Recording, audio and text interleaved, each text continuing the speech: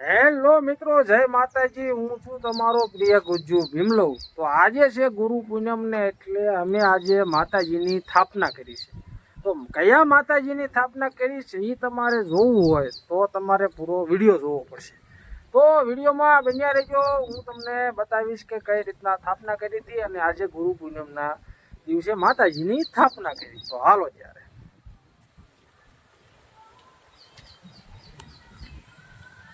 અહીં આપણે આપણા ઘરે જ સ્થાપના કરી છે। ગુરુ પૂનમ છે એટલે અમે જો કે દર પૂનમે સ્થાપના કરવી છે, પણ આજે ગુરુ પૂનમ છે એટલે માતાજીની સ્થાપના કરી છે। તો જોઈ શકો છો આપણે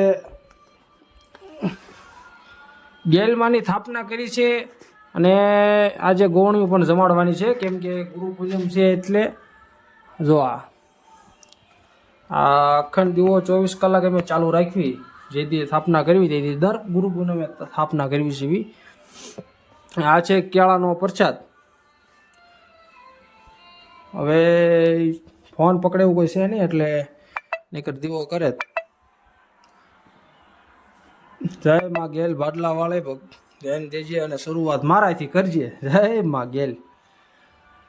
તો આપણે આજે ગુરુ પૂનમ છે એટલે માતાજીનું સ્થાપન તો કરી નાખ્યું। તમે પણ પૂનમને દી સ્થાપન કરજો, બહુ સારું છે। સ્થાપન કરવું જરૂરી છે આપણા માતાજીનું। જો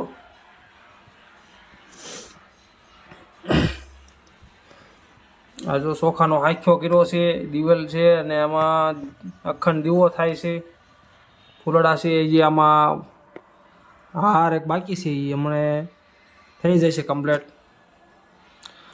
અને આજે તો ગોળીઓ જમાડવાની છે। આજે ગુરુ પૂનમ છે એટલે આજે પૂનમ મોટી પૂનમ છે એટલે ગોળીઓ જમાડવાની, નકર દર પૂનમે ખાલી અમે થાપણ જ કરવી છે।